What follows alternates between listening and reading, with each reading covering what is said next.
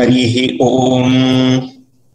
वाङ्मे मनसि प्रतिष्ठिता मनो मे वाचि प्रतिष्ठितम् आविरावीर्म एधि वेदस्य म आणीस्थः श्रुतं मे मा प्रहासीः अनेनाधितेनाहोरात्रान् सन्दधामि ऋतं वदिष्यामि सत्यं वदिष्यामि तन्मामवतु तद्वक्तारमवतु अवतु माम् अवतु वक्तारम् अवतु वक्तारम्. ओम शांति शांति शांतिः. यो ब्रह्माणं विदधाति पूर्वं यो वै वेदांश्च प्रहिणोति तस्मै तमहं देवम् आत्मबुद्धिप्रकाशम् मुमुक्षुर्वै शरणमहं प्रपद्ये. योऽन्तः प्रविश्य मम वाचमिमां प्रसुप्तां सञ्जीवयत्यखिलशक्तिधरस्वधाम्ना अन्यांश्च हस्तचरणश्रवणत्वगादीन् प्राणान् नमो भगवते पुरुषाय तुभ्यम्. सर्वांना सादर सप्रेम नमस्कार. आपण गेल्या शुक्रवारी आपण विचार चंद्रोदयाचं सत्र अनुभवलं. त्याच्या आधीच्या शुक्रवारी आपण ऐतरेय उपनिषदातल्या दुसऱ्या अध्यायाचा विचार करत होतो. त्यातला दुसऱ्या अध्यायातला चौथा मंत्र आपण इथे पाहिला. सहा अस्य अयम आत्मा पुण्येभ्यः प्रतिधीयते अथास्य अयम इतरे आत्मा कृतकृत्यो वयोगतः प्रैति. सः इतः प्रयन् एव पुनर्जायते तदस्य तृतीयं जन्म. असा हा तिसरा मंत्र आहे. याच्यामध्ये आपण त्या जीवाचा तिसरा जन्म कसा होतो ते थोडक्यात पाहिलं. त्या पित्यापासून जेव्हा तो पुत्र जन्माला येतो तेव्हा एक जन्म झाला. त्याची मातेच्या गर्भातली स्थिती होती तो पहिला. प्रत्यक्ष या विश्वामध्ये तो आला हा दुसरा जन्म. आणि जेव्हा हा देह सोडून तो पुढच्या जन्माला म्हणूया देहाला योनीला जातो तेव्हा त्याचा तिसरा जन्म होतो.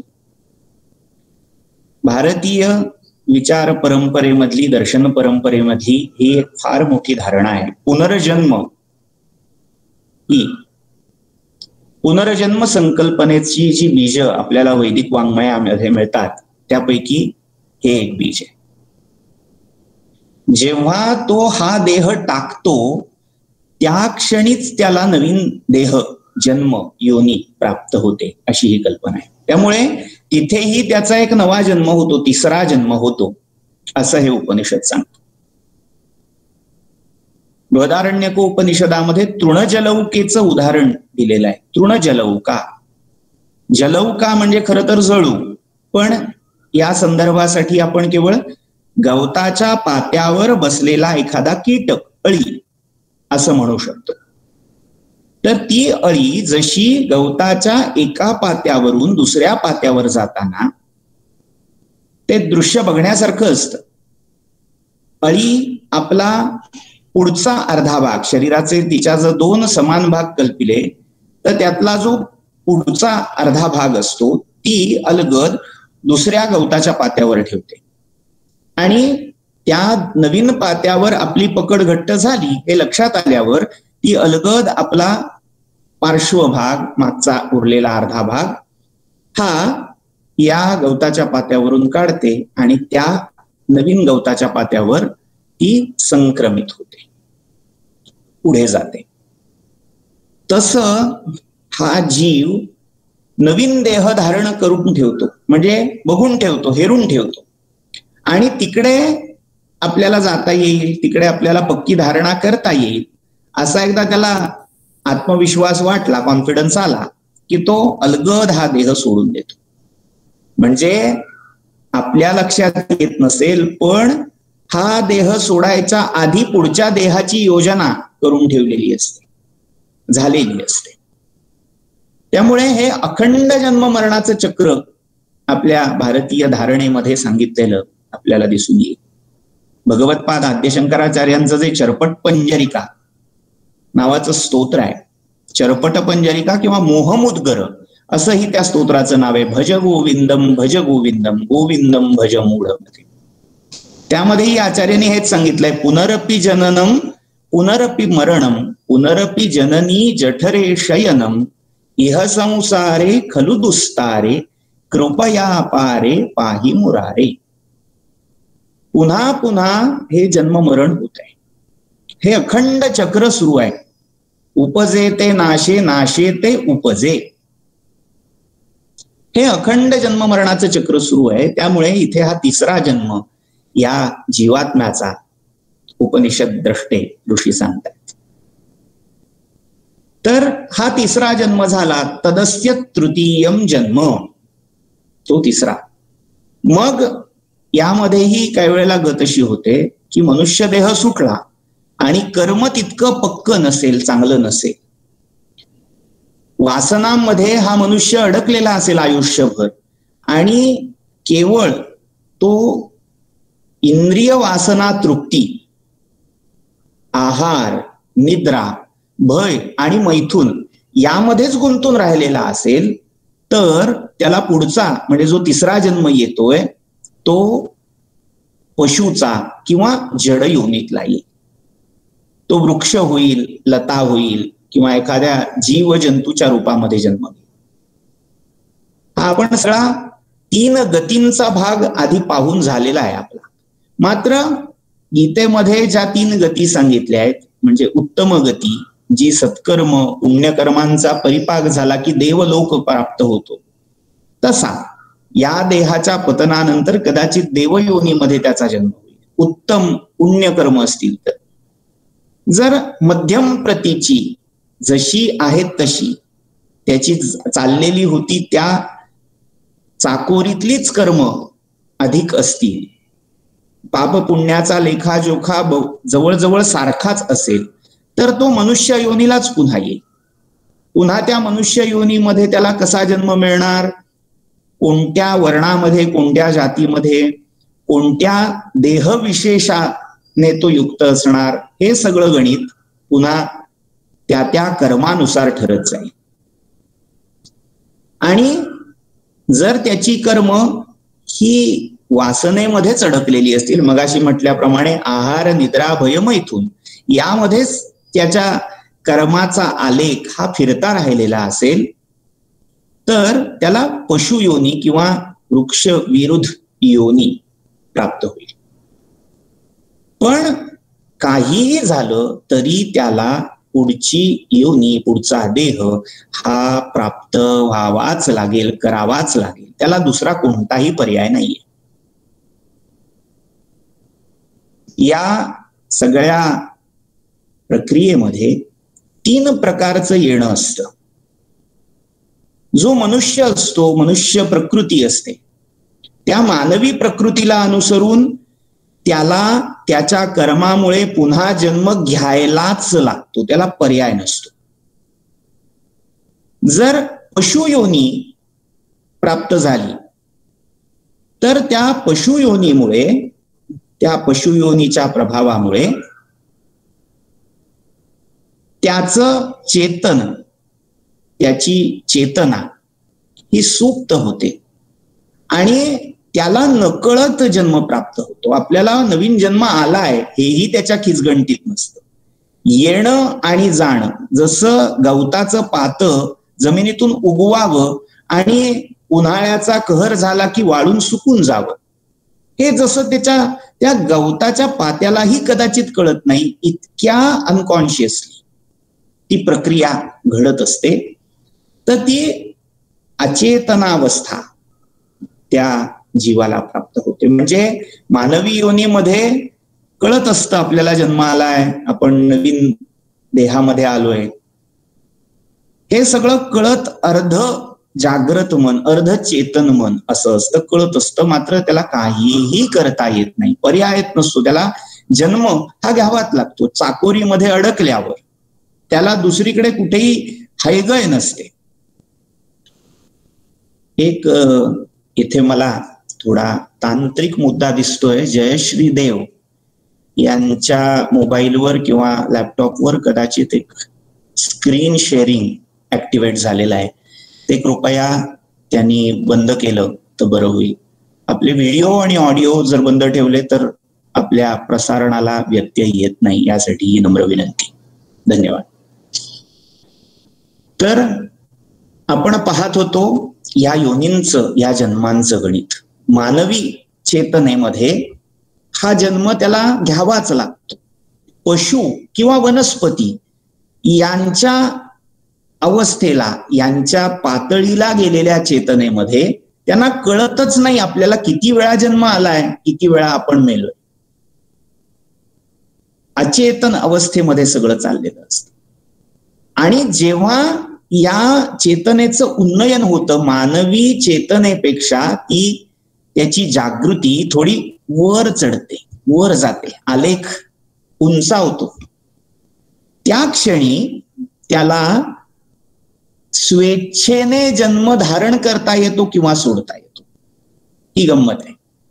म्हणजे जेव्हा दैवी योनी त्याला प्राप्त होते तेव्हा ती स्वीकारायची की नाही, कोणत्या लोकी जन्म घ्यायचा, कसं राहायचं, कोणता भोग प्राप्त करायचा, हे सगळं त्या वरच्या योनीमध्ये, दैवी योनीमध्ये स्वेच्छेने होत असतं. म्हणून आपण म्हणतो देवांचा अवतार होतो. यायचं का नाही हे त्यांच्या हातात असतं. संत, महात्मे, सत्पुरुष हे ठरवतात कोणत्या घरी जन्म घ्यायचा, कसं राहायचं, काय करायचं, आपलं पूर्वायुष्य कसं असेल, हा पूर्ण त्यांच्या हातातला भाग असतो. ते ठरवून घेतात. प्री प्लॅन्ड असतं त्यांचं. माणसाला असं करून घेता येत नाही. आत्मा फक्त पुढचा देह बघतो, तिकडे जायचं काम करतो, मात्र तो कसा असेल, कोणाचा असेल, हे त्या आत्म्याला ठरवायचं स्वातंत्र्य नसतं. हा सगळा विस्तार, फापट पसारा कदाचित तुम्हाला वाटेल कशासाठी हे चाललंय. तर जन्म प्रक्रिया ही काय असते, जी इथे 3 जन्माच्या प्रारूपामध्ये सांगितलेली आहे, ती स्पष्ट व्हावी यासाठी आपण हा सगळा विस्तार बघतोय.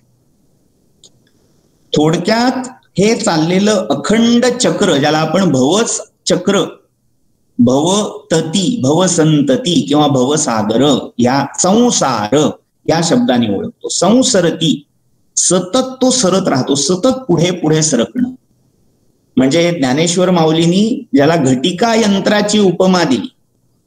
म्हणजे मोठ जर आपण पाहिली तर त्या मोठेतली ती गाडगी भरली जातात, रिकामी होतात, भरली जातात, रिकामी होतात, वर येतं ते खाली जातं. हे अखंड चक्र या जीवाचं सुरू असतं. वेगवेगळ्या योनीमध्ये, वेगवेगळ्या देहामध्ये ही अखंड जननांतर प्रक्रिया सुरू असते. आता ह्या सगळ्या सिद्धांताला उपनिषद द्रष्टे एक प्रमाण प्रस्तुत करतात, एक आधार, एक उद्धरण देतात. सायटेशन असं म्हणायला हरकत नाही, कोट करतायत. आणि हे कोट कशातलं करतायत तर ते ऋग्वेद संहितेमधला एक मंत्र, एक ऋषींचं वचन तिथे उद्धृत करतायत.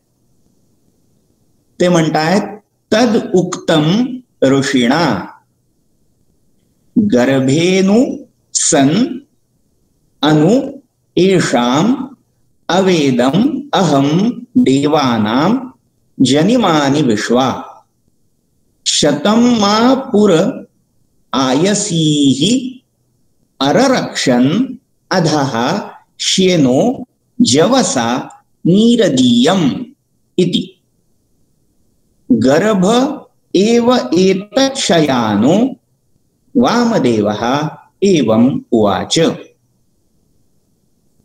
गर्भे एव एतच्छयानः वामदेवः. गर्भ अवस्थेमध्ये असतानाच, आईच्या उदरामध्ये, गर्भाशयामध्ये झोपलेला असताना, पहुडलेला असताना हा वामदेव असं म्हणाला. एवं उवाच, हे उच्चारता झाला, हे बोलता झाला. काय बोलता झाला? तर ती ऋचा उद्धृत केलेली आहे. गर्भेनुसन, गर्भात असतानाच किंवा गर्भात असून देखील अनु एषाम अवेदम अहम देवानाम जनिमानी, जनिमानी जन्मानी. आता त्या जन्मांना, जननांना, योनींना मी जाणलं. अनु अवेदम अहम. कोणाचा? तर देवानाम, या देवांच्या सगळ्या जन्मांना मी गर्भावस्थेत असतानाच पाहून घेतलं. म्हणजे काय अधिकार असेल बघा. आईच्या पोटात असतानाच हे देव कधी जन्माला आले, किती वेळा जन्माला आले, हे सगळं मी जाणलं, ओळखलं. तिथे विशेषण वापरतात विश्वाजनिमानी. अनेक प्रकारचे, वेगवेगळे, सगळ्या परीचे देवांचे हे जन्म मी जाणले. देवांचे जन्म यामध्ये 2-3 अर्थ आपल्याला पाहता येतात. एक, देवांचे जन्म म्हणजे आपल्या या उपनिषदामध्ये आधीच्या प्रकरणांमध्ये जो अभिप्रेत अर्थ सांगितलेला आहे, इंद्रियांच्या अधिष्ठात्या देवता, इंद्रियाधिदेवता.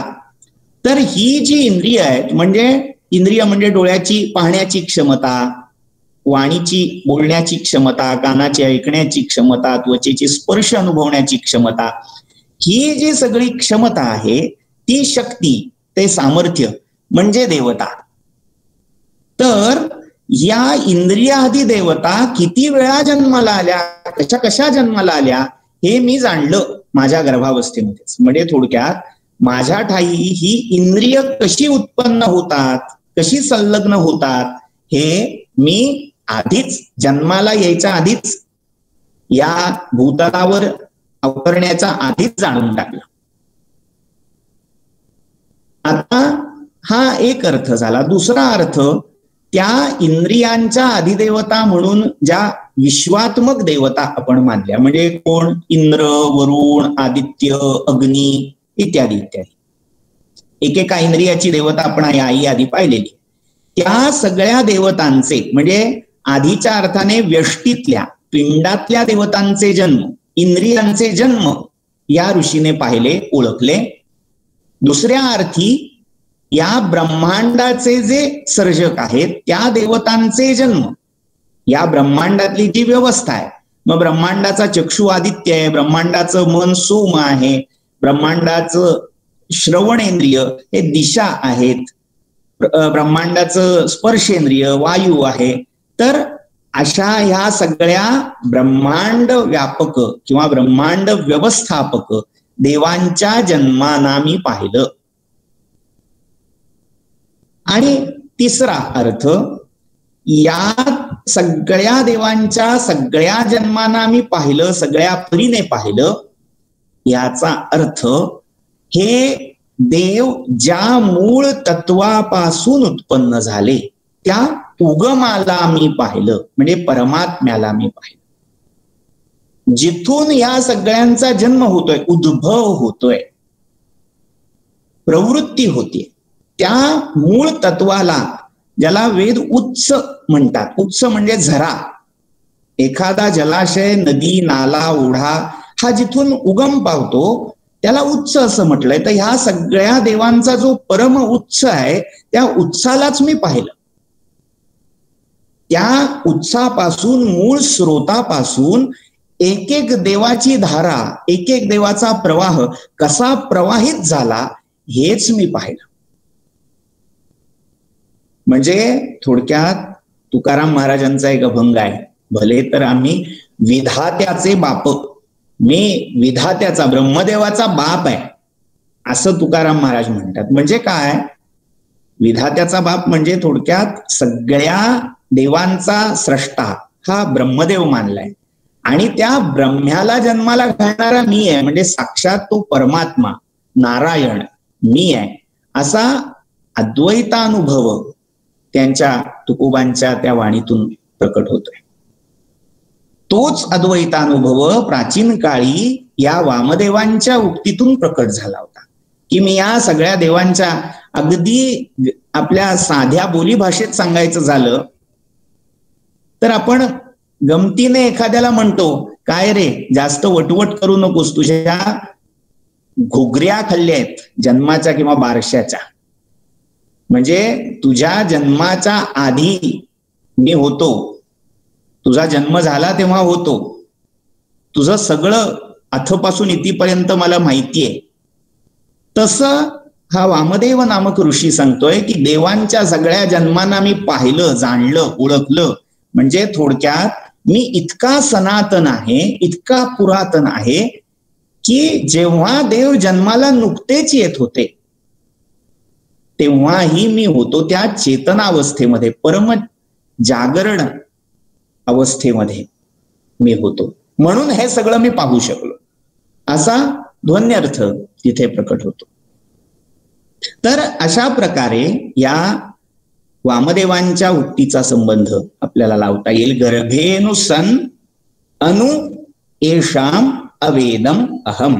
आता इथे अनुवेदमहम, अन्वेदमहम असं घ्यायला लागतं, कारण अनु हा उपसर्ग वैदिक भाषेच्या दृष्टीने क्रियापदापासून कितीही लांब मागे पुढे कुठे येऊ शकतो, मात्र अभिजात भाषेमध्ये उपसर्ग हा क्रियापदालाच शक्यतो जोडला जातो.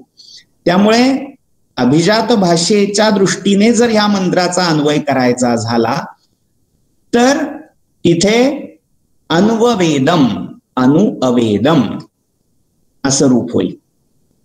मी परोपरीने, मागून पुढून, सर्व बाजूनी, सर्व प्रकारांनी या देवांच्या जन्माना जाणलं, ओळखलं. आणि कुठे असताना? तर गर्भामध्येच असताना. मग काय तर शतम मा पुर आयसीही अररक्षण अधाहा, याच्या आधी, याच्या पूर्वी पुरहा. आता त्या पुहू या शब्दाने, पुहू म्हणजे पुरी, पुर, नगर या अर्थी, त्या जुन्या नगरीतल्या शतम आयसी, शेकडो साखळ्यांनी, शेकडो निगडांनी, शेकडो बंधनांनी मला बद्ध करून टाकलेलं होतं. अररक्षण म्हणजे अररक्षण याचा अर्थ मला रक्षित केलं होतं, यापेक्षाही मला बंदीत टाकलं होतं आणि माझ्यावर राखणदार नेमले होते. म्हणजे मी थोडक्यात जेलमध्ये होतो. आणि जेल कशी? शेकडो निगड, शेकडो दरवाजे, शेकडो कवाड, शेकडो शृंखला माझ्या अवतीभोवती अडकलेल्या होत्या, लटकलेल्या होत्या. आणि या सगळ्यामध्ये मी आधीबद्ध होतो, या आधीबद्ध होतो. आता हे बंधन काय आहे? या शृंखला कुठल्या कुठल्या आहेत? या शृंखलांचा अर्थ आपल्याला अनेक पद्धतीने लावता येतो, अनेक प्रकारे याची संगती लावता येते. एक जर या बंधनाचा अर्थ केला तर शरीर हेच सगळ्यात मोठं बंधन आहे. आत्मानात्म विवेक नावाच्या प्रकरण ग्रंथामध्ये ग्रंथकार असं म्हणतात, आद्य शंकराचार्यांचा ग्रंथ आहे अशी मान्यता आहे, मात्र आद्य शंकराचार्यांचा हा ग्रंथ नसावा, त्यांच्या पदावर आरोहण केलेल्या उत्तरकालीन एखाद्या आचार्यांचा किंवा अन्य कोणा विद्वान वेदांत्याचा हा ग्रंथ असावा. आत्मनः किम निमित्तम दुःखम असा प्रश्न उपस्थित करून ग्रंथकार म्हणतात, शरीर परिग्रह निमित्तम दुःखम. शरीराचा परिग्रह करणं, शरीर धारणा होणं, इथूनच खऱ्या दुःखाला आत्म्याच्या सुरुवात झाली. म्हणजे सगळ्यात पहिलं बंधन कुठलं आलंय तर शरीर, देह हेच सगळ्यात पहिलं बंधन आम्हाला प्राप्त झाले. म्हणजे मी अगदी विश्वाच्या आरंभापासून, कालगणनेच्या आरंभापासून अनेक देह, अनेक बंधन अनुभवली. या अनेक बंधनातून, अनेक योनीमधून, अनेक शरीरामधून भ्रमण करत राहील, हा त्याचा आशय. त्यामुळे या शेकडो लोखंडी आयसीही, लोखंडाच्या, लोहाच्या शृंखलांनी बद्ध असा मी. अधाहा. आता इथे अधाहा या शब्दाचा दोन प्रकारे अर्थ केलेला आहे. अधाहा म्हणजे अध, खाली अशा अर्थी. आणि दुसरा अर्थ आता, नाव, अथ या अर्थीही घेतलेला आहे. या आधी मी खाली असताना अधाहा, म्हणजे थोडक्यात आज ज्या चेतनेच्या उच्च स्तरावर मी पोचलेलो आहे, तर त्याच्यापेक्षा खालच्या स्तरावर, चेतनेच्या खालच्या अवस्थेमध्ये म्हणजे अर्धचेतन किंवा अचेतन अवस्थेमध्ये मी शेकडो शृंखलांना प्राप्त झालो होतो, शेकडो शृंखलामध्ये बांधला गेलेलो होतो. आता एक प्रश्न असा पडतो की देह हा खरंच बंधन आहे का हो? खरंच याने बंधन होतं का? आनंद प्राप्त करायला एक नवीन माध्यम मिळतं. जसं चार्वाक दर्शन आम्हाला सांगतं, आत्मा नावाची दुसरी कोणतीही वस्तू, कोणतंही तत्व नाहीये, देह हाच आत्मा आहे. आणि सगळ्या आनंदाचं मूळ स्थान, जो काही जगात आनंद आहे तो उपभोगण्याचं एकमात्र माध्यम हा देह आणि देहच असतो. त्यामुळे एका दर्शनाप्रमाणे देह हे आनंदाचं स्थान आहे आणि एका दर्शनाप्रमाणे देह हे दुःखाचं, बंधनाचं कारण आहे. नेमकं खरं काय धरायचं?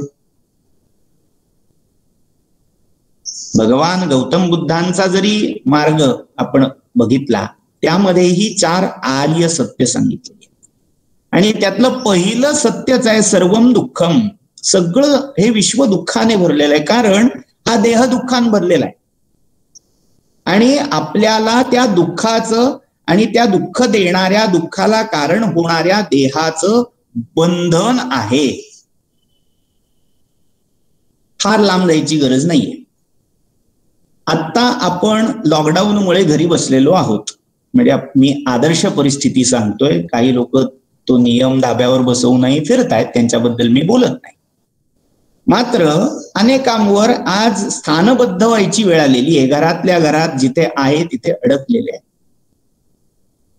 आणि मनात किती आहे, पावसाळी वातावरण आहे, इकडे फिरायला जावं, चहा भज्यांचा आस्वाद घ्यावा, असं मनात खूप आहे.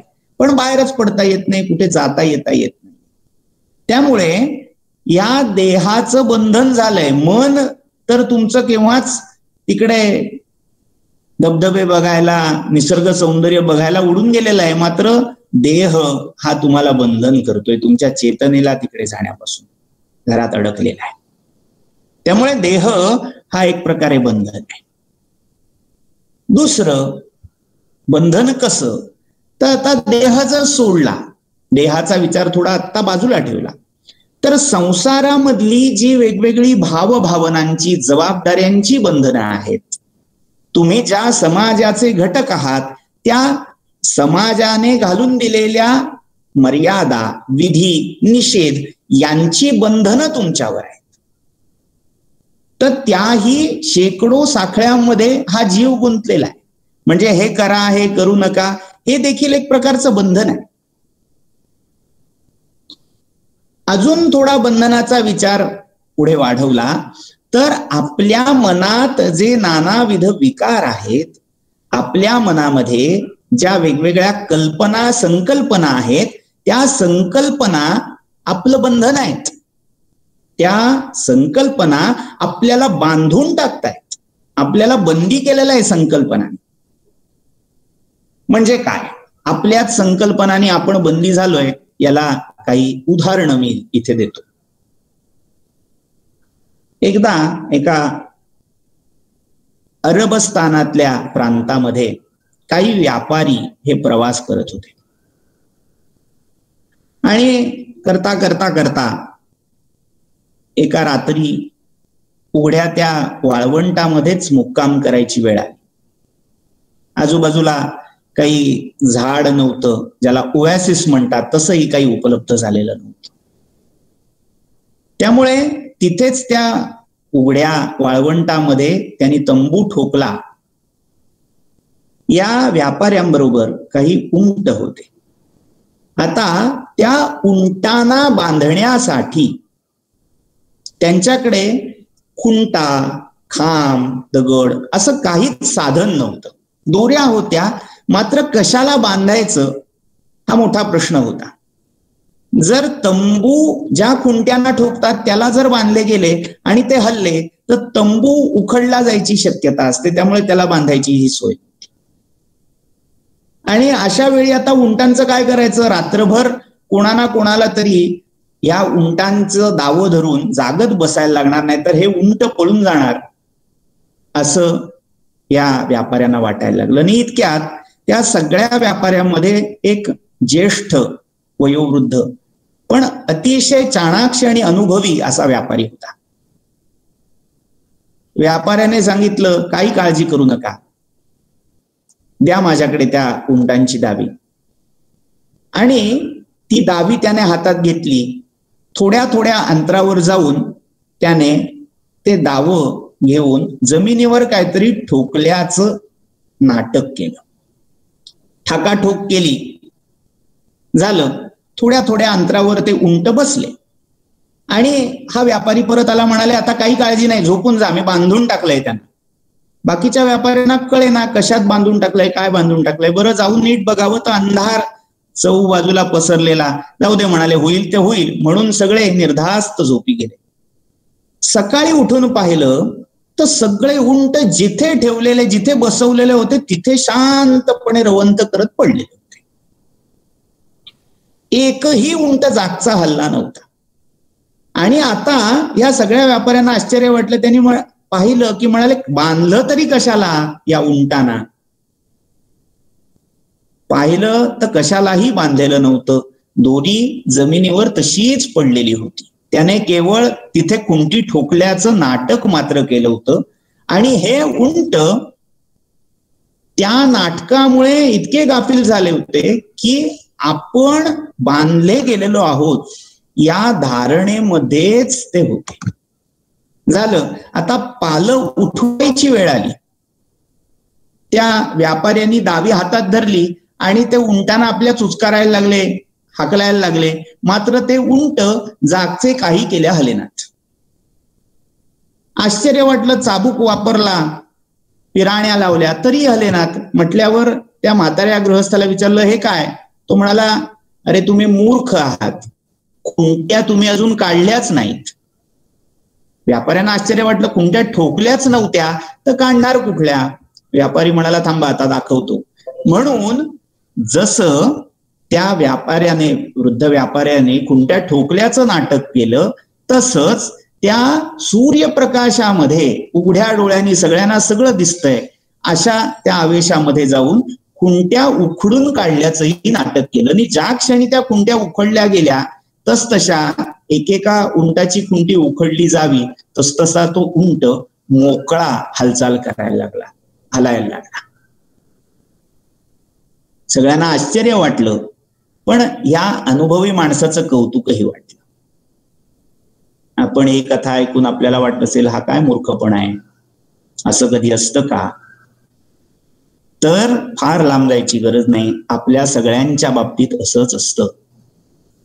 आपण आपल्याच कल्पनेच्या खुंट्या कुठे ना कुठेतरी अशाच न ठोकताही ठोकल्यासारख्या झालेल्या आहेत. आपण आपल्याच कल्पनेमध्ये, आपल्याच मनाच्या खेळामध्ये इतकी बंधनं तयार करून ठेवली आहेत की आपण मोकळे असूनही मोकळे आहोत, बद्ध आहोत अशी भावना आपल्या मनात उत्पन्न झाली. ज्ञानेश्वर माऊलींनी याला शुकनलिका न्यायाची शुकनलिका न्यायाचा दृष्टांत दिलेला आहे. संस्कृतमध्ये हा प्रसिद्ध न्याय आहे. शुकनलिका न्याय म्हणजे काय, तर पोपट पकडणारे जे पारधी असतात, जिवंत पकडणारे, ते या पोपटासाठी सापळा रचतात. सापळा म्हणजे काय असतो, साध एक पोपटाला बसण्यासाठीचा झुल्यासारखा एक बार म्हणा, काठ्या म्हणा, अशा त्या टांगलेल्या असतात. आणि तिथे काही फळांच्या फोडी, मिरच्या असे ते टाकून ठेवतात. त्या खाण्यासाठी एकदा का तो पोपट शुक तिथे येऊन बसला, त्या क्षणी ज्या त्या दांडीवर त्याने पाय रोवलेले असतात, ती दांडी अलगद फिरते. आणि ती फिरली की हा शुक आहे त्या बसल्या जागीच उलटा होतो. आणि उलटा झाला की त्याला असं वाटायला लागतं, जर आपण या काठीवरची, दांडीवरची आपली पंजाची पकड सोडली तर आपण खाली पडू आणि मरू. या भीतीने, आपण पडून मरू या भीतीने तो शुक असलं नसलेलं बळ आपल्या पंजात एकवटून ती दांडी धरून ठेवतो, ती नलिका धरून ठेवतो. आणि माऊली तर असं म्हणतात की अगदी त्याला तोडून जरी नेलं, कापून जरी नेलं, तरी त्याच्या पंजांची पकड त्या नळीवरची सुटत नाही.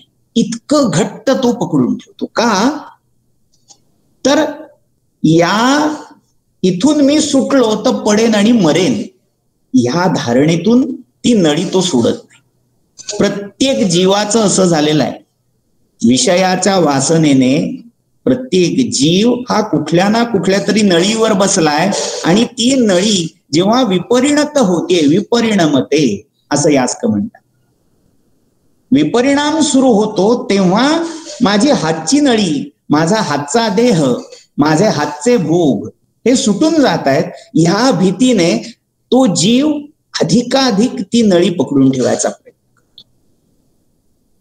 आपलंही असंच होत असतं की जेव्हा एखादी परिस्थिती, एखादी गोष्ट आपल्या हातून निसटून जाते, सुटून जाते असं वाटतं, त्या क्षणी आपण ती परिस्थिती जास्तीत जास्त हातात ठेवण्याचा, आपल्या काबूत ठेवण्याचा अधिकाधिक प्रयत्न खटाटोप करायला लागतो.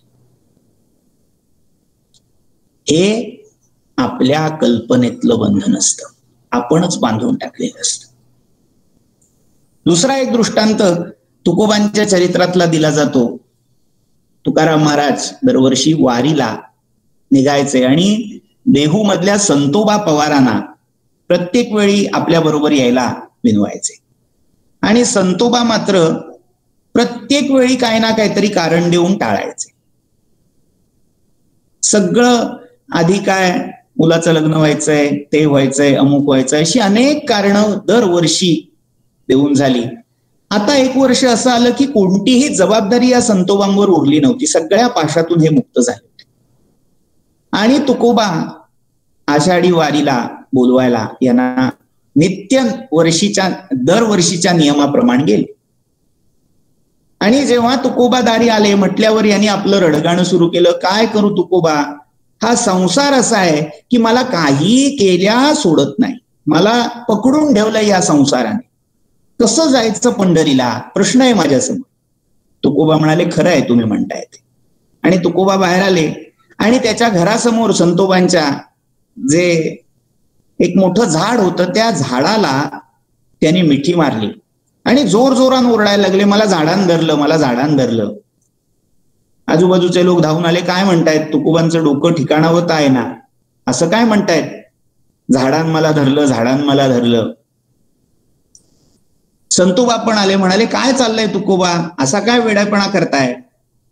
तुकोबा म्हणाले, मी तू जे केलंस तेच तर करतोय, तू पण हेच सांगतोयस ना, संसाराने मला धरलं, संसाराने मला धरलं, तसंच या झाडाने मला धरलंय. जर मी चुकीचा असेल तर तूही चुकीचा आहेस, मी जर खोटं बोलत असेल तर तूही खोटं बोलतोयस.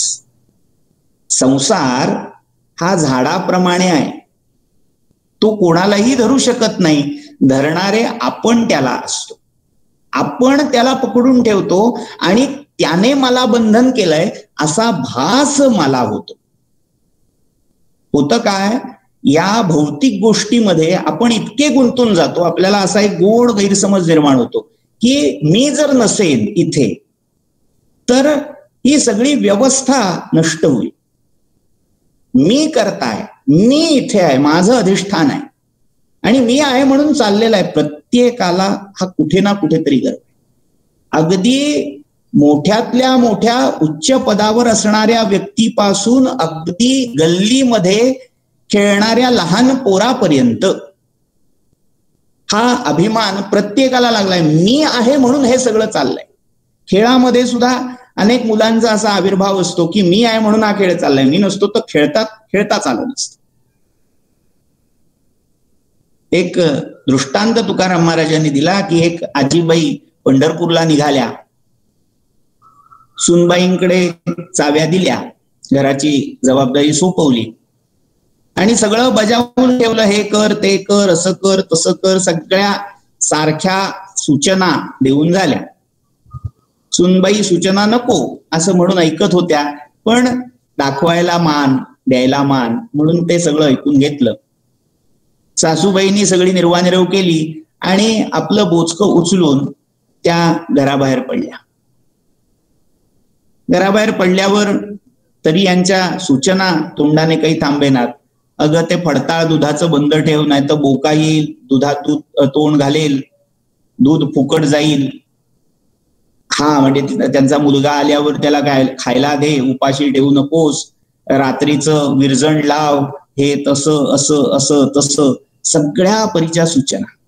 सुनबाई म्हणाली, हो आई तुम्ही नका काळजी करू, मी आहे, मी बघते सगळं. तुम्ही आता कोणताही पाश मागे ठेवू नका, पंढरीच्या पांडुरंगाचा ध्यास घेऊन निघा. बरं बाई म्हणून सासूबाई निघाल्या. जेमतेम वेशीपर्यंत गेल्या असतील नसतील त्याच पावली तातडीन परत आल्या.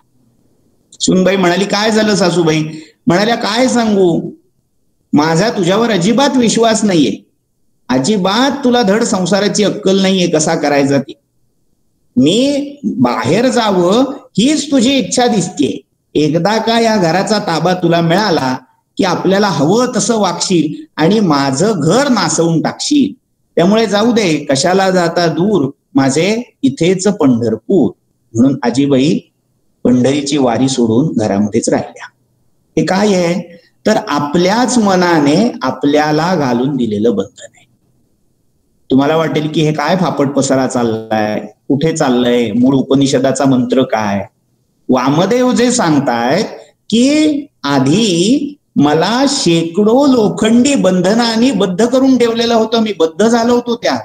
ही बंधनं दुसरी तिसरी काही नाहीयेत, हीच तर कल्पनांची बंधन आहेत, जन्माचं बंधन आहे, देहाचं बंधन आहे, भावनांची बंधनं आहेत, या सांसारिक विधिनिषेधांची बंधनं आहेत. अशी सगळी बंधनं इतकी झाली होती की त्या बंधनामध्ये मी गुरफटून गेलो होतो, अडकून पडलो होतो. आणि आता मी काय करीन तर या ज्ञान झाल्यानंतर या देवांचा उगम मी पाहिला, त्या परमात्म्याला मी पाहिलं आणि ते पाहिल्यानंतर आता इथे अधाचा अर्थ अथ असा काही भाष्यकारांनी दिलेला आहे. आता काय करेन यानंतर, शेनो जवसा निरदीयम. एखादा शेन म्हणजे ससाणा किंवा ससाण्याच्या घराण्यातला एखादा उंच उडणारा बलिष्ठ असा पक्षी, तो जसा सगळी बंधनं सोडून तोडून फोडून उंच उड्डाण करतो, आकाशामध्ये झेपावतो, तसा मीही आता ही देहाची, भावभावनांची, कल्पनांची बंधनं आहेत ती झुगारून देऊन आता जवसा वेगाने या बंधनातून निरदीयम उड्डाण करीन, दूर निघून जाईल, मोकळा होईल, मुक्त होईल. हे त्या वामदेवांचं वचन. वामदेवांची कथा अशी सांगितली जाते की वामदेव हे आजान सिद्ध असा एक शब्द वापरला जातो, म्हणजे जन्मापासूनच जे सिद्ध होते. काही महात्मे हे साधन सिद्ध असतात. म्हणजे साधना करून त्या जन्मामध्ये आल्यावर काही विशिष्ट उपासना साधनांचा मार्ग ते अवलंबतात. सद्गुरूंच्या कृपेने त्यांना आत्मसाक्षात्कार होतो आणि नंतर ते सिद्ध होतात. मात्र काही महात्मे असे असतात की ते आधीच्याच जन्मी मुक्त झालेले असतात आणि केवळ लीला म्हणून, केवळ एक सत्संकल्प म्हणून त्या परमात्म्याच्या विश्वनियंत्याच्या लीलेमध्ये आपलाही एक प्रकारचा सहभाग म्हणून, त्याचे लीला सहचर म्हणून जन्म घेतात, अवतरतात. संत वचन प्रसिद्ध आहे, मागिली या जन्मा मुक्त झालो. मागिली या जन्मा मुक्त झालो म्हणजे काय? आपल्याला असं वाटतं, आपली अशी एक ढोबळ कल्पना असते, मुक्त झाला म्हणजे जन्म मरणातून मोकळीक मिळाली, पुन्हा जन्माला यायला लागणार नाही. मात्र मोक्षाचं मूळ रूप हेच आहे की जरी तो पुन्हा जन्माला आला तरी जन्माला येऊन जी देहबंधनं कर्मबंधनं त्याला भेडसावतात ती त्याला राहत. तो तसाच दिवीव स्तब्धा राहिला काय, आकाशामध्ये निरालंब अवस्थेत राहिला काय, किंवा कोणत्याही जन्मात कोणत्याही योनीमध्ये जन्मला काय, त्याला बंधन हे नसतंच.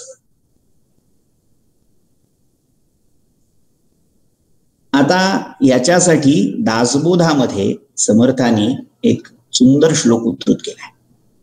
योग वासिष्ठामधला हा श्लोक आहे. बद्धो मुक्त इति व्याख्या, बद्धो मुक्त इति व्याख्या गुणतः वस्तुतस्तुनो. बद्ध किंवा मुक्त ही जी संज्ञा आहे, मी बद्ध आहे किंवा मी मुक्त आहे, या कल्पना गुणतः ह्या गुणाधिष्ठित आहेत, वास्तविक नाहीत. बंध मला नाहीयेत, गुणांना आहेत. मी जसं आचरण ठेवतोय, गीता जो सिद्धांत सांगते, गुणागुणेषु वर्तन्त इति मत्वान सज्जते. हा सगळा गुणांचा पसारा चाललाय, गुणच गुणामध्ये खेळतायत. त्यामुळे ही जी बंधनं आहेत ती गुणाधिष्ठित आहेत, वस्तू म्हणजे आत्माधिष्ठित नाहीत. आत्मा जो आहे त्यालाही बंधनं नाहीयेत. बद्ध किंवा मुक्त ही माया, बद्ध मुक्त इति माया मूलत्वा. न मुक्तो न च बंधनम, न मुक्तीर न च बंधनम. बंध आणि मुक्ती ही सगळी मायेमुळे आलेली, माया म्हणजे आभास, अध्यास, त्याच्यामुळे केवळ भासणार असं झालेलं आहे. मुळात मी मुक्तही नाही आणि बद्धही नाही. शिव केवलोहम म्हणजे आत्मषटकामध्ये शेवटच्या श्लोकामध्येही आचार्य हेच सांगताय. न बंधो न मोक्षः चिदानंद रूप शिवोहम शिवोहम. बंध आणि मोक्ष या कल्पनाच माझ्या ठाई नाहीत, मी या सगळ्यांच्या पलीकडे आहे. हाच आत्मानुभव इथे वामदेव सांगतायत. समर्थांनी दासबोधामध्ये एक श्रुती उद्धृत केलेली आहे, शुको मुक्तः वामदेवो वा. एकतर शुकांना मुक्त मानावं किंवा वामदेवांना मुक्त मानावं. वामदेवांची कथा मगाशी मी उद्धृत करत होतो. ऋग्वेदामध्ये बृहद्देवता नंतर हा जो एक वैदिक पुराणेतिहासाला अनुलक्षून असा ग्रंथ तयार झाला, त्या ग्रंथामध्ये या वामदेवांची कथा आहे. पुराण ग्रंथामध्येही या वामदेवांचा घटनाक्रम सांगितलेला आहे. उतथ्य नावाच्या अंगिरस कुळातल्या ऋषीच्या पत्नीच्या गर्भी हा वामदेव होता. ममता असं त्या ऋषी पत्नीचं नाव. आणि जेव्हा प्रसूतीची वेळ जवळ आली, आता प्रसूती होणार, त्यावेळी हा आतून म्हणायला लागला, मी बाकी ज्या मार्गाने हे सगळे जीव जन्माला येतात त्या जननेंद्रियाच्या मार्गातून जन्म घेणार नाही, मी योनिज होणार नाही, मी अयोनिज राहणार. मी सामान्य जीवाप्रमाणे जन्म घेणार नाही, मी एखाद्या शेणाप्रमाणे जन्म घेणार. शेण पक्षी जसा अंड भेदून बाहेर येतो आणि उड्डाण करतो, तसा मी या गर्भातून बाहेर येणार. एखाद्या सामान्य यःकश्चित बद्ध जीवाप्रमाणे मी नाही जन्म घेणार. आणि तो आईची कूस फोडून बाहेर यायचा प्रयत्न करायला लागला आणि याच्या वेदना त्या ममतेला व्हायला लागल्या. आता इथे ममता हे नाव हे पण लाक्षणिक आहे, रूपकात्मक आहे, हे लक्षात येईल. ममतेची कूस भेदून हा वामदेव त्यातून बाहेर पडायचा, उड्डाण करण्याचा प्रयत्न करतोय. आणि ती जी ममता आहे ती त्याला परोपरीने विनवते, असं करू नकोस, असं करू नकोस. म्हणजे काय तर तो जो आत्मा आहे तो वामदेव धरावा आणि तो आत्मा या सगळ्या अहंता आणि ममता यातून बाहेर पडायचा प्रयत्न करतोय. त्याला ममत्व नकोय. हे माझं, ते माझं, हे दुसऱ्याचं, हे माझं, हा जो भाव आहे हा त्याला नकोय. आणि ते तो सोडून दूर जाण्याचा, मुक्त होण्याचा प्रयत्न करतोय. आणि ममता त्याला रोखतेय. ममता काय आहे तर हा देह माझा आहे. मागेही मी हा श्लोक उद्धृत केला होता.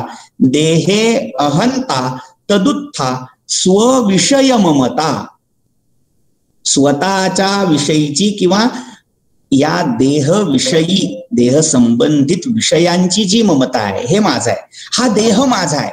त्या कथेतल्या आजीबाईला जसं हे घर माझं आहे, हा संसार माझा आहे, अशी ममता सोडवत नव्हती, तशी आपलीही ममता ठाई ठाई जी गुंतलेली आहे ती ममता आत्म्याला रोखतेय सगळं सोडण्यापासून. ए बाबा नको जाऊस, तू गेलास तर माझं कसं होईल, असं म्हणून ती ममता त्या आत्म्याला, त्या वामदेवाला रोखते. आणि दरम्यान हा सगळा प्रकार घडत असताना स्वतः देवमाता अदिती आणि इंद्र तिथे आले आणि त्यांनी या वामदेवाला उपदेश करायला सुरुवात केली की अरे बाबा, आम्ही पण त्याच मार्गाने आलो, आमचा पण जन्म, देवांचाही जन्म ह्याच मार्गाने झाला. चार चौघांनी ज्या चाकोरीतून आचरण केलं तीच चाकोरी, तीच धर्माची कक्षा, मर्यादा ज्ञानानेही सांभाळावी. तू कितीही ज्ञानी असलास तरी धर्माची चाकोरी सोडू नकोस. या विश्वाचे, निसर्गाचे जे नियम आहेत ते तोडू नकोस, असं परोपरीने ते सांगत होते. आणि हे सांगत असतानाच हा वामदेव त्यांना सांगतोय, अरे तुम्ही काय मला सांगता, तुमचे सगळ्यांचे जन्म मी पाहिलेत, तुम्ही कुठनं जन्माला आलात हे मला माहितीये, आणि मीच तर भव झालो, म्हणजे ह्या तुमच्या सगळ्यांच्या रूपामध्ये दुसरं कोणी नाही, मीच नटलेलो आहे. ज्याला काश्मीर शैवागमामध्ये पराहंता म्हटलेलं आहे.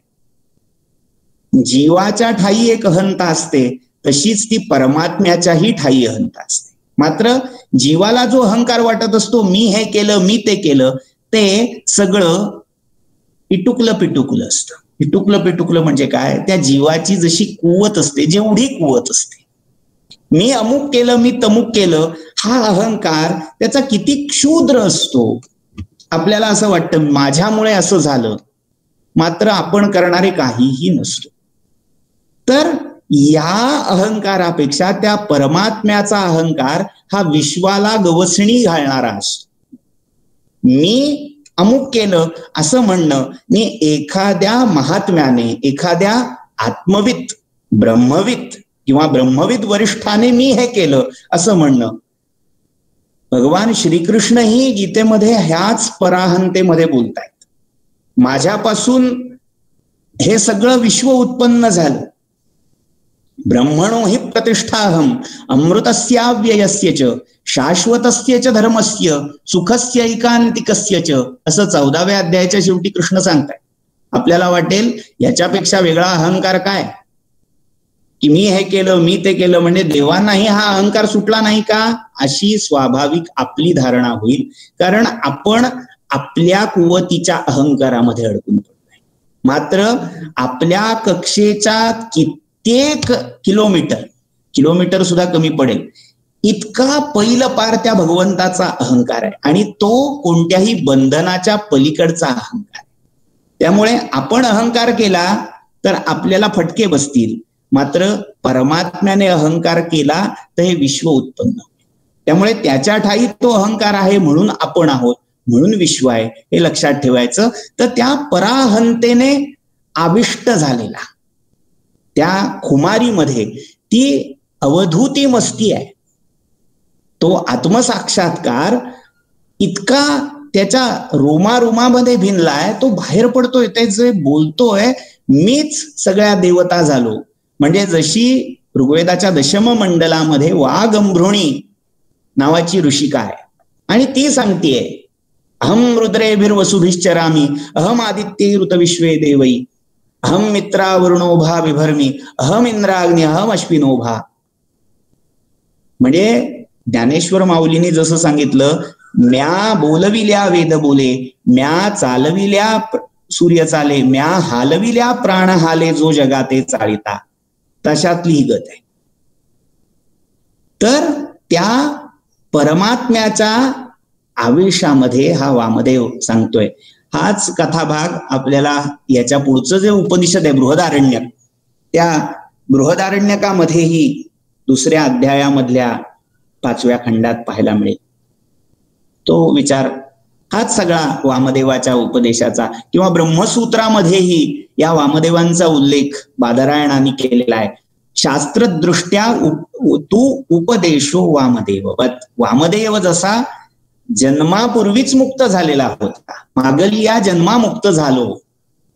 तुका म्हणे मुक्ती परिणिली नोवरी, हे दुसरं वचन आहे की जी व्यक्ती आधीच्या जन्मात जीवन मुक्त झाली होती ती जन्म घेत असते, मात्र ती एक लीला म्हणून घेत असते, आनंद म्हणून घेत असते. आणि असा तो वामदेवांचा हा जन्मप्रसंग घडला. वामदेवांनी त्या ममतेच्या फासळ्या तोडून, पार्श्वभाग तोडून शेणाच्या रूपाने उड्डाण केलं आणि ते बाहेर आले. आणि मग देवतांच्या कृपेने ती ममतेची कुक्षी पूर्ववत झाली वगैरे वगैरे. तो पुराणातला कथाभाग. मात्र वामदेवांची कथा हे आत्म्याचं ममतेच्या बंधनातून, ममतेची सगळी बंधनं झुगारून देऊन शरीर, देह म्हणजे देह, पंचकोश, मन, इंद्रिय, भावभावना, कल्पना किंवा या लौकिक जगतातली किंवा पारलौकिक जगतातली विधिनिषेधादी बंधनं, ही सगळी शेकडो लोखंडी बंधनं झुगारून एखाद्या ससाण्याप्रमाणे या आत्म्याने झेप घेतली, उड्डाण केलं. सगळ्यातून एका क्षणात तो आत्मा मुक्त झाला. म्हणजे या कथेतून सामान्य साधकाला बोध असा केलेला आहे, जर का मुक्ती प्राप्त करायची असेल तर हे क्षणात सगळं सोडून तुला उड्डाण करावे लागेल. आकाशी झेप घेरे पाखरा असं करावं लागेल. जितकं तुम्ही या बंधनांना कुरवाळत बसाल, हे माझं ते माझं करत बसाल, मी अमका मी तमका करत बसाल, तितकं तुम्ही मोक्षापासून दूर राहाल. मोक्षाला प्राप्त करायचं असेल, मोक्ष ही काही प्राप्त करायची गोष्टच नाहीये, कारण मी कोण आहे हे कळलं की तात्काळ मोक्ष आहे, कुठेही दुसरीकडे जायची गरज नाही. त्यामुळे हे सगळं रूप या वामदेवांच्या या उक्तीतून, वामदेवोक्त रुचेमधून, ऋग्वेदामधल्या 4थ्या मंडलातली ही ऋचा जिथे उद्धृत केलेली आहे ते व्यक्त झालेलं आहे. मुळात त्या जीवात्म्याचे जन्म आणि जन्मबंधन, जन्मचक्र हे सांगण्यासाठी ही ऋचा उद्धृत केली आहे. जे जीवनमुक्त असतात किंवा नित्यमुक्त असतात त्यांना ही जन्मबंधनं बद्ध करत नाही. त्यांनी जरी काही कारणांनी स्वीकारली, म्हणजे जसं परमात्मा म्हणतो की धर्म संस्थापनार्थाय संभवामी युगे युगे, तसं त्यांनी स्वेच्छेने हे सगळं स्वीकारलेलं असतं. त्यांच्यावर नियती किंवा विधाता हे कोणी लादत या गोष्टी नाही, ते स्वेच्छेने स्वीकारतात. स एवं विद्वान अस्मात् शरीर भेदात ऊर्ध्व उत्क्राम्य अमुष्मिन् स्वर्गे लोके सर्वान् कामान् आत्वा अमृतः समभवत. समभवत समभवत समभवत ही द्विरुक्ती, हा खंड समाप्त झाला, हा अध्याय समाप्त झाला, याची द्योतक आहे. अशा प्रकारे या शरीराची सगळ्या प्रकारची अहंता, ममता यातून उत्पन्न झालेली बंधनं झुगारून तोडून तो आत्मा विद्वान म्हणजे जाणणारा, ज्ञानी झालेला प्रत्येकात्मा शरीर भेदात, शरीर भेदून उत्क्रांत होतो. आता हा शरीर भेद कुठून सांगितलाय? अधोगामी इंद्रियातून नव्हे तर ब्रह्मरंध्रातून ऊर्ध्व दिशेला, ऊर्ध्व दिशेने हा जेव्हा विद्वान असा आत्मा संक्रांत होतो, जातो, उड्डाण करतो, तेव्हा उत्क्रम्य अमुष्मिन स्वर्गे लोके, अमुष्मिन म्हणजे त्या पलीकडच्या, या लोकाच्या पलीकडे असणारा असा जो स्वर्ग लोक आहे, दिव्य लोक आहेत, त्या स्वर्ग लोकामध्ये सर्वान कामान अवाप्त्वा किंवा आप्त्वा, त्या सगळ्या प्रकारच्या कामना भोग विषय प्राप्त करून, आता ते भोग प्राप्त करणं ही त्याची इच्छा नाहीये, ही त्याची वासना नाहीये, मात्र जी कर्मबंधन आहे, जी सत्कर्म केली असतील त्याच्या फलस्वरूपात ते भोग आले काय आणि नाही काय त्याला फरक पडणार नाहीये. पण पुण्यकर्माचाही परिपाक हा भोगून संपवायचा, यासाठी तो स्वर्गलोकी जाऊन ते सगळे उपभोग घेऊन नंतर अमृतः समभवत, तो अमृत स्वरूप होऊन गेला, म्हणजे परब्रह्म होऊन गेला. त्या स्वर्गाच्याही पलीकडे, सत्यलोकाच्याही पलीकडे पोचून गेला, पूर्ण मुक्त झाला. ही सगळी त्या जीवाची उत्क्रांती दशा या ऐतरेय उपनिषदातल्या या दुसऱ्या अध्यायामध्ये सांगितली गेली. आपण हा विचार इथे थांबवूया. पुढच्या शुक्रवारी आपल्याला पुढचा आणि या ऐतरेय उपनिषदातल्या क्रमातला, पाठातला शेवटचा अध्याय, तृतीय अध्याय प्रारंभ करायचा आहे. जर इथपर्यंत झालेल्या भागामध्ये काही शंका असतील, सूचना असतील तर त्यांचा आपण अगदी थोडक्यात परामर्श घेऊया आणि विराम देऊया. कोणाला काही शंका असतील तर तेवढ्यापुरतं अनम्यूट होऊन ते बोलू शकतात. आज सगळे दृष्टांत जे सांगितले ते फारच सुंदर होते. आपलं धन्यवाद. विवेचन अप्रतिम झालं. थँक्यू.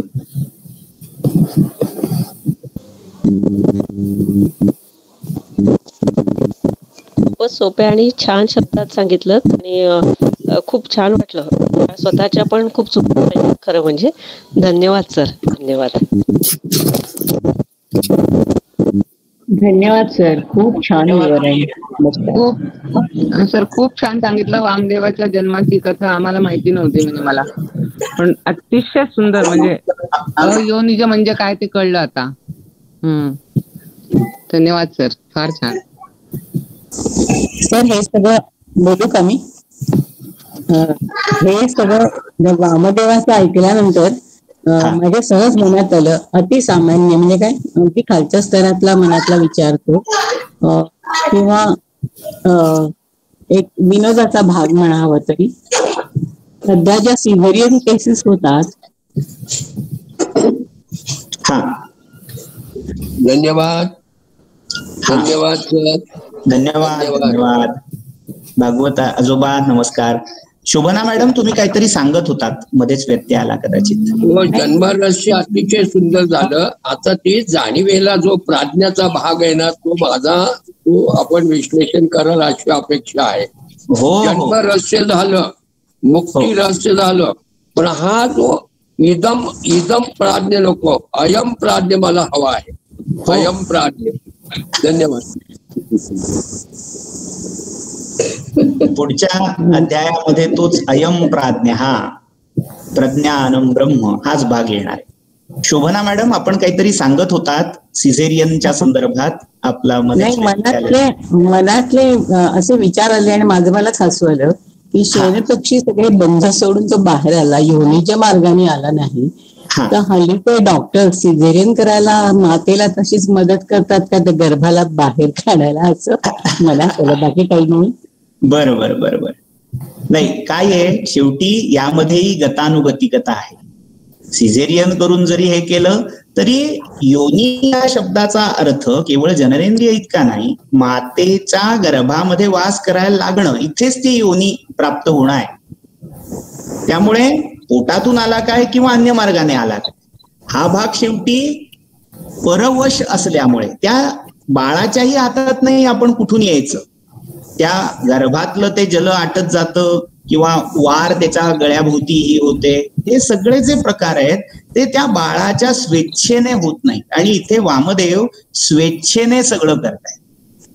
हा फरक आहे. जेव्हा कोणतीही गोष्ट तुमच्या अखत्यारीत राहत नाही, फाईल दुसऱ्याच्या टेबलवर जाते, तेव्हा तुम्हाला तो चालवेल, तो नाचवेल तसंच नाचायला लागतं. प्रत्येक जीवाचं, म्हणजे अगदी आजच्या सिझेरियन होणाऱ्या जीवाचंही तेच आहे की डॉक्टरने ठरवलं की आता सिझेरियन करायचं की त्याला पर्याय नसतो. अजून थोडे दिवस राहू, आज जरा उब मायेची अनुभवू, हा पर्याय त्याला राहत नाही, त्याला यावंच लागतं. तर परवश होणं हा भाग जिथे आला तिथे बंधन आलं. जिथे वामदेवासारखी स्वेच्छा आहे एखाद्या जीवाची की नाहीच येणार मी. हो, वामदेवाची तुलना साध्या माणसाशी करू शकत नाही आपण, पण म्हणजे मनात आलं ते जस्ट बोलून दाखवलं. नमस्कार. खूप छान तुम्ही सांगता आणि खरंच फार बरं वाटतं. एक छोटीशी शंका आहे. जसं तुम्ही आज सांगितलं की देह पडायच्या आधीच हा आत्मा किंवा जीव पुढे कुठे जायचंय याचं त्याचं ठरलेलं असतं. आणि आपण जे नंतर जे संस्कार करतो आपण कोणी गेल्यानंतर ते 10 दिवस 13 दिवस आणि नंतर वर्षभर, ते खरोखरच करायची गरज आहे का? एक मोठ्या वादाला तुम्ही तोंड फोडलेलं आहे इथे. याच्यावर खूप पुरातन काळापासून एक मोठा वाद आलाय की पुनर्जन्म सिद्धांत मानला तर श्राद्ध विधी करायचा का? जर तो गती मिळाली त्याला, पुढच्या जन्माला तो गेला, तर त्याच्या तृप्तीसाठी आम्ही श्राद्ध का करत बसायचं, अशी मोठी शंका उपस्थित केलेली आहे. अगदी आत्ता नव्हे, चार्वाकाने नव्हे, चार्वाकाच्याही अनेक वर्षपूर्वी ही शंका प्रस्थापित विचारली गेलेली आहे. त्याला उत्तर एकच आहे की आम्ही जे श्राद्ध म्हणून करतो तर ते मुळात त्या जीवात्म्यासाठी नाहीयेच. मुळे आपण हे जे श्राद्ध करतो ते याला पिंड दान असं म्हटलं जातं. आणि त्रिपिंडी हा कल्प असतो. म्हणजे त्रिपुरुषवित 3 वर्ग मानले जातात. पहिला आहे वसु, दुसरा आहे रुद्र आणि तिसरा आहे आदित्य. तर हे जे वसु, रुद्र आणि आदित्य आहेत, या विश्वामध्ये जे जन्म मरणाचं चक्र आहे ते सांभाळणाऱ्या देवता आहेत. तो जो पिंड त्या जीवाला पुढच्या जन्मी मिळणार आहे, म्हणजे देह मिळणार आहे, त्या देहाचं पोषण होत राहावं, त्या देहाला तुमची शुभेच्छा, तुमचा एक पॉझिटिव्हिटीचा सपोर्ट हा मिळत राहावा, यासाठी हे श्राद्धदान आहे. त्याच्यामध्ये त्या जीवापेक्षा ही जी पूर्ण ब्रह्मांडातली व्यवस्था आहे, ज्याच्यामुळे पुन्हा पुन्हा हा जन्म जीवाला प्राप्त होतोय, ते चक्र सुरू राहतंय, तर त्या व्यवस्थेसाठीची अर्पण केलेली किंवा दर्शवलेली ही कृतज्ञता मात्र आहे. त्यामुळे त्या जीवाला किती मिळतं न मिळतं हा मुद्दा इथे नाहीये, तुम्ही त्या व्यवस्थेला देताय. महाभारतामध्ये एक प्रसंग आहे, शंतनू राजा जेव्हा दिवंगत झाला तेव्हा त्याचं श्राद्ध भीष्म करत होते. आणि श्राद्ध करता करता अचानक झालं असं, त्या खालच्या भूमीतून शंतनूचा हात वर आला आणि पिंड दे म्हणायला लागला. आता भीष्माने विचार केला पिंड कुठे द्यायचा, तर शास्त्र सांगतं दर्भावर पिंड द्यायचा. आणि आता इथे शंतनूचा हात येऊन साक्षात पिंड मागतोय की मला पिंड दे, कारण पिंडदान तर शंतनूसाठी आहे ना. तर स्वाभाविक सामान्य माणसाने हातावर देऊन टाकला असता पिंड, मात्र भीष्म तसं करत नाही. शास्त्राज्ञ आहे दर्भावर पिंड द्यावा आणि ते दर्भावर पिंड देतात. इथे स्पष्ट निर्देश हा मिळतो की हे पिंडदान एका विवक्षित जीवासाठी नाहीच आहे मुळी, ते एका त्या ब्रह्मांडामधल्या जनन मरण प्रक्रिया चालवणाऱ्या देवतांसाठी, ज्यांना तुम्ही वसु, रुद्र आणि आदित्य या 3 वर्गामध्ये विभक्त मानले आहे, त्यांच्यासाठी तुम्ही हे करताय. देव पितृकार्याभ्याम न प्रमदितव्यम असं तैत्तिरीय उपनिषद शिक्षावल्लीमध्ये सांगतं. देवाचं कार्य जसं आपण कुळधर्म कुळाचार म्हणून देवकार्य करतो, तितक्याच तत्परतेने पितृकार्यही करायचंय. कारण पितृकार्य, पितृकर्म हे या विश्वातल्या प्रजोत्पादन घटनेशी संबंधित आहे. आता हा विषय खरं तर खूप विस्ताराने बोलण्यासारखा आहे, मात्र या मर्यादेमध्ये राहून मला एवढंच आत्ता सांगता येईल. तर आणखीन काही शंका असतील तर आपण स्वतंत्र विचार त्याच्यावर कधी येतात. खूप खूप धन्यवाद. तुम्ही परत कधीतरी म्हणजे कधी वेगळा सेशन घेऊन तसं जर का घेतलं तर छान होईल. याच्यात नको म्हणजे. बरोबर आहे. धन्यवाद. नमस्कार. मला फक्त एक शंका आली. हे गर्भाशयात गर्भ राहतो, स्वेच्छेने बाहेर येतो, तेव्हा पराशराच्या जन्माची आठवण आली. कारण तेव्हा ती कथा अशी मी वाचली ती की जास्त महिने तो गर्भाशयात राहिला. आईने सांगितलं की ही परिस्थिती तुला योग्य नाहीये, शत्रू आहेत, शत्रू तर त्याची आठवण आली. त्याबद्दल आपण. हो, अशा गर्भाच्या अनेक कथा आहेत. म्हणजे यालाच एक पॅरलल कथा भृगु वंशाच्या चरित्रामध्ये आढळते की उर्व ऋषींचा मुलगा, ज्याचं नाव अरुव, जेव्हा त्याच्या आईला मारण्यासाठी हयहय राजे आले, तेव्हा आपल्या आईचं संरक्षण करण्यासाठी हा तिच्या गर्भातून च्युत झाला, चावण झालं, म्हणजे तो ढळला आणि त्याने मुदतीपूर्वी जन्मून त्या हयहयांची दृष्टी आपल्या तेजाने दिपवून टाकली आणि आंधळ करून टाकलं त्याला. त्यामुळे तो और्वाग्नी, याची ही कथा अशी आहे. पराशरांच्या बाबतीत हा एक अनुकल्प आहे कथेचा. मूळ कथा थोडी वेगळी आहे. पराशर हे गर्भामध्ये असताना त्यांचे वडील शक्ती आणि वसिष्ठांचे बाकी सगळे मुलगे हे विश्वामित्रांनी आपल्या वैमनस्यातून एका राक्षसाकडून मारवले आणि ते मारवले गेल्यामुळे वसिष्ठ हे थोडक्यात आता आपला वंश संपला, आता राहण्यात काही अर्थ नाही असं म्हणून आत्महत्येला प्रवृत्त झाले. त्यांनी भृगोत्पतन केलं, म्हणजे कड्यावरून उडी मारली तर खाली पुष्पांचा गालिचा तयार झाला, म्हणजे ज्याला हिमालयातली व्हॅली ऑफ फ्लॉवर्स म्हटलं जातं ते ठिकाण. अग्नीमध्ये प्रवेश केला, अग्नी शांत झाला. नदीमध्ये प्रवेश केला तर ती नदी शेकडो प्रवाहामध्ये शतद्रू किंवा शतुद्री झाली, म्हणजे तिला फाटे फुटले आणि ती अगाधा होती, ती गाधा झाली. तर अशा प्रसंगातून ते खचत जात होते. आता काय करावं असा प्रश्न त्यांना पडला होता आणि इतक्यात आपल्या सुनेच्या गर्भातून वेदध्वनी येतोय असं त्यांना दिसलं आणि तेव्हा त्यांना विश्वास वाटला की आता हा जो गर्भ आहे याच्यामुळे माझा वंश, माझं गोत्र सुरक्षित राहील. आणि ते त्याच्यासाठी थांबले आणि त्याचा जन्म झाल्यावर यथाकाली त्यांनी त्याला उपदेश केला. ही पराशरांच्या जन्माची कथा.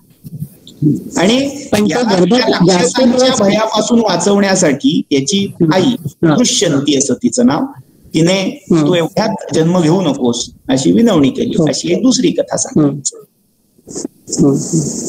धन्यवाद सर.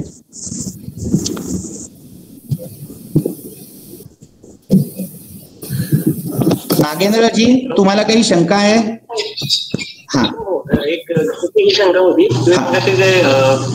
आत्म्याच्या संदर्भात सांगितलं की पुनरपी जननम पुनरपी मरणम. दुर्दैवानं एखाद्याचा अपघात झाला किंवा काही लोकांनी जर आत्महत्या केली तर त्यांच्या जन्माच्या संदर्भात थोडं सांगितलं तर बरं होईल. अशा जीवांना अकाली, म्हणजे थोडक्यात त्याचं पुढचं रिझर्वेशन झालेलं नाहीये आणि इकडनं तर एक्झिट घ्यायला लागली स्वतःच्या कर्मामुळे किंवा अन्य कर्मदोषामुळे, तर त्याच्यासाठी पिशाच योनी अशी शास्त्राने सांगितली की तो निरालंब स्थितीत, म्हणजे पिशाच जसं दाखवलं जातं अनेक धारावाहिक किंवा याच्यामध्ये की झाडाला ते उलट लटकतंय, म्हणजे ना घरका ना घाटका, त्रिशंकू अवस्थेमध्ये हा जीव जातो आणि त्याच्यातून बाहेर येण्यासाठी त्याला कोणत्या तरी पुण्याचा आधार घ्यावा लागतो. मग त्याच्यासाठी त्याच्या घरच्यांनी काही पुण्यकर्म करून ते दान त्याच्या नावाने दिल्यावर मग त्याचा तो जो पिंड असतो तो पुढचा देह प्राप्त करण्यासाठी सक्षम होतो. जशी भागवत महात्म्यामध्ये गोकर्ण आणि त्या धुंदुकारीची ही कथा आहे, तीही आपल्याला त्याच्यासाठी पाहता येईल. एक प्रश्न विचारू का? अनिल कुमार भाटे, अमेरिकन. हा, नमस्कार सर. हा नमस्कार. मगाशी जे सांगितलं ना की अगोदरच पुढचा जन्म कुठले येणार वगैरे ते सगळं ठरलेलं असतं, त्याचा रेफरन्स काय असा प्रश्न मी टाकला होता. तो तुम्ही बघितला नाही बहुतेक करून. त्याचा काही रेफरन्स मिळेल का? काय मला पुन्हा ऐकू नाही आलं. हे अगदी सुरुवातीला जे सांगत होतात तुम्ही की पुढचा जन्म कुठला येणार वगैरे हे सगळं अगोदरच ठरलेलं आहे वगैरे असतं वगैरे, हे सगळं डिस्कशन चालू असताना मी प्रश्न टाकला होता, can you please give a reference to this. हो, तो संदर्भ बृहदारण्यकाच्या 2ऱ्या अध्यायामध्ये आहे. तृणजलौका दृष्टांत आहे, बृहदारण्यकामध्येच आपल्याला पाहायला मिळेल. आणि दुसरा त्यातला वैदिक सिद्धांत जर म्हणायचं झालं तर ऋग्वेदामधल्या 4थ्या मंडलामध्ये या सगळ्या सृष्टीविषयी असं म्हणून ठेवलंय, धाता यथा पूर्वम अकल्पयत. धात्याने सगळं आधीच ठरवून ठेवलेलं आहे, निर्धारित करून ठेवलेलं आहे, आणि त्यानेच असं निर्धारित केलंय त्याप्रमाणे त्या आत्म्याला, जीवाला ती योनी, ती घटना त्यामध्ये होत असते. म्हणजे ज्याला आपण विधी लिखित असं म्हणतो ते. Okay, thank you.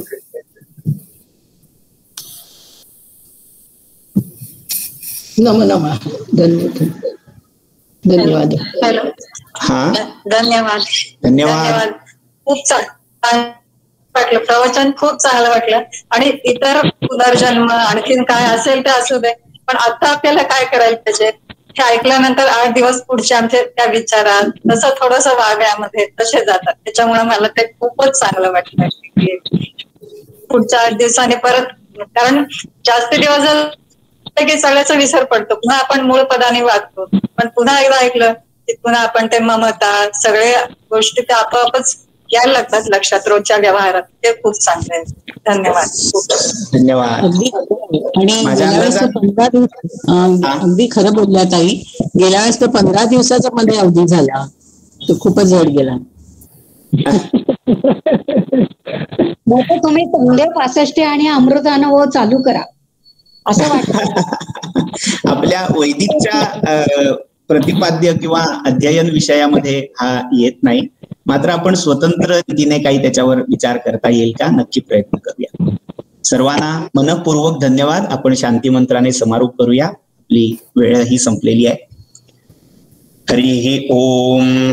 वाङ्मे मनसि प्रतिष्ठिता मनो मे वाचि प्रतिष्ठितम् आविरावीर्म एधि वेदस्य म आणीस्थः श्रुतं मे मा प्रहासीः अनेनाधितेनाहोरात्रान् संदधामि ऋतं वदिष्यामि सत्यं वदिष्यामि तन्मामवतु तद्वक्तारमवतु अवतु माम् अवतु वक्तारम् अवतु वक्तारम्. ओम शांति शांति शांती. सर्वांना सादर सप्रेम नमस्कार. धन्यवाद. पुढच्या आठवड्यात भेटूया. धन्यवाद.